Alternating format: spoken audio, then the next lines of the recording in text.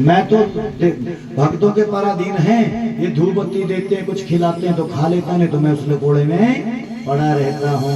इसलिए भगत के बस में है भगवान। अब महाराज अम्बरीश के युवनासुर के मानधाता के महर्षि मुचुकंद और मुचुकंद के त्रिशवंदन त्रिशंको और महाराज हरिश्चंद्र हुए। बोलिए हरिश्चंद्र महाराज की। जो हरिश्चंद्र जी काशी के कोतवाल हैं, उन हरिश्चंद्र के वंश में आगे बाहु के सगर और सगर की दो पत्नियां, एक के हुए असमंजस, दूसरे के हुए अंशुमान।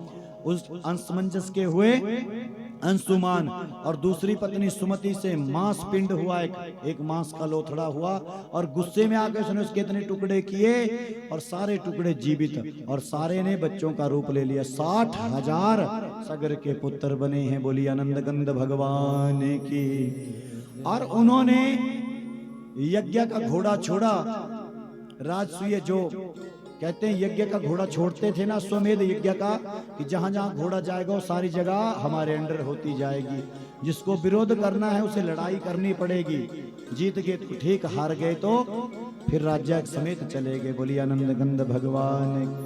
कपिल मुनि के आश्रम में चोरों ने इस घोड़े को बांध दिया और सगर के 60,000 पुत्र उस घोड़े की रक्षा करने के लिए कहां पहुंचे हैं? गंगा सागर के पास कपिल मुनि आश्रम में।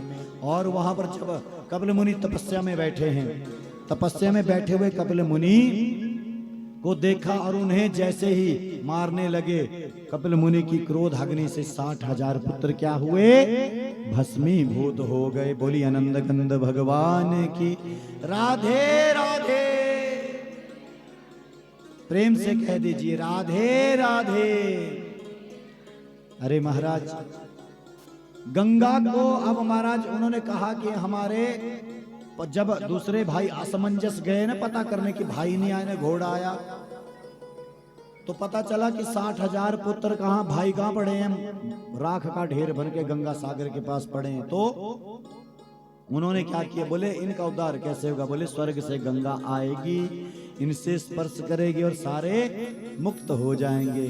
तो असमंजस ने गंगा की तपस्या करी, गंगा प्रसन्न हुई, उनके पुत्र हुए अंशुमान। अंशुमान ने जो है तपस्या करी, गंगा प्रसन्न हुई। तीसरी पीढ़ी आ गई, कपिल जी की तपस्या करते करते दिलीप की भी चले गए तपस्या करते। अब चौथी पांचवी पीढ़ी में राजा भगीरथ हुए और भगीरथ की तपस्या पे आज गंगा प्रसन्न हुई है।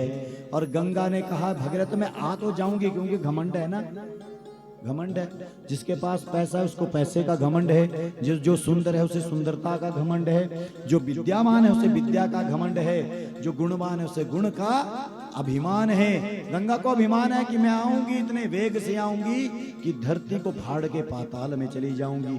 तो कोई होना चाहिए, कौन होना चाहिए जो मेरी धारा को पकड़ सके, रोक सके।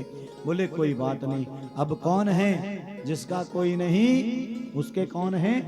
मेरे भोले बाबा की तपस्या करी और हमारा सुंदर भोले बाबा का। बोली आनंद गंध भगवान की। टाइम हम नहीं है ना ताण। भोले बाबा ने कहा कि तुम गंगा को बुलाओ, जब आएगी तो मैं देख लूंगा। भोले बाबा ने अपनी जटाओं को खोला और गंगा बड़ी मस्तानी चाल से वेग से आ रही है। और कहते हैं कि भोले बाबा की एक जटा में फंसी और ऐसी फंसी, भोले बाबा ने अपने जूड़े को बांधा और गंगा जटाओं में ही फंसी की फंसी रह गई। और कहते हैं फिर से तपस्या करी, भोले बाबा को मनाए।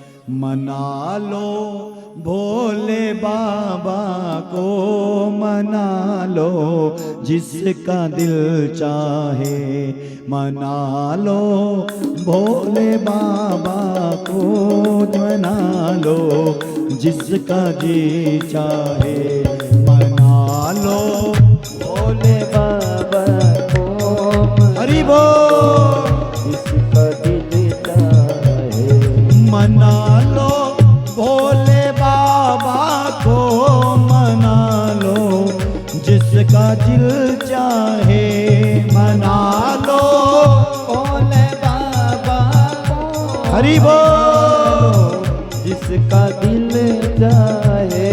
मना लो भोले बाबा को, मना लो जिसका दिल चाहे। मना लो भोले बाबा को, मना लो जिसका दिल चाहे। भोले बाबा की तपस्या से भोले बाबा प्रसन्न हुए। आज एक जटा को लिया भोले बाबा ने, मात्र क्या किया है, निचोड़ा है, ऐसे नहीं छोड़ा, मात्र निचोड़ा है। और गंगा कहां से, गंगोत्री गौमुख से निकली है। और कहां है गंगा सागर, वहां जाने से पहले बीच में ऋषि मुनियों के आश्रमों को ध्वस्त करती जा रही है। बीच में आए खतरनाक ऋषि जिनका नाम है जाह्नू ऋषि। क्या नाम, जाह्नू ऋषि। उनके जैसे हवन की कुंड की अग्नि शांत गंगा ने की। अब मरा क्रोध आया उसने क्या किया, एक अंजड़ में क्या किया, एक छौंड लगाई, आज आचमन किया और गंगा को पी गए। पेट में गंगा। आगे आगे भगीरथ, पीछे देखा तो गंगा गायब। पीछे आए, बोले यहाँ गंगा आ रही थी। बोले हो तो उसको तो मैं पी लिया।